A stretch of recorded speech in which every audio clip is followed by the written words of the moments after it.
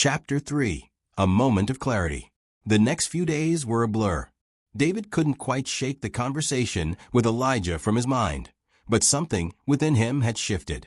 He wasn't sure if it was the old man's words, or if it was just the weariness of everything finally starting to crack open the door to something new, but he couldn't shake the feeling that something had changed. That evening, as the sun dipped below the horizon and the room grew darker, David felt the chill again. It wasn't the kind of chill you get from an open window or a draft. No, this was colder than anything a simple breeze could muster. It was an oppressive, biting cold that crawled up his spine and wrapped around his neck.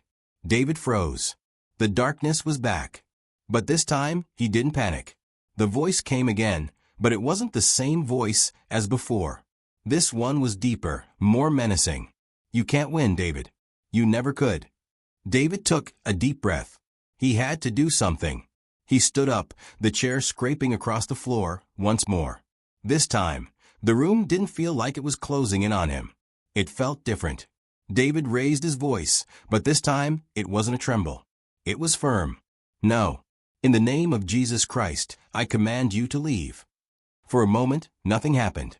Then the temperature in the room dropped even further, the air growing thick with a palpable sense of dread.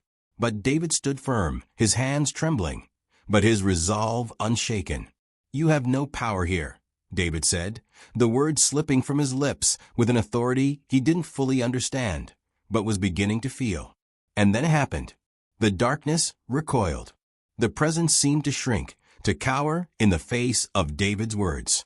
A hiss echoed through the room before it dissipated, leaving only the sound of David's breathing and the pulse of his heart in the silence.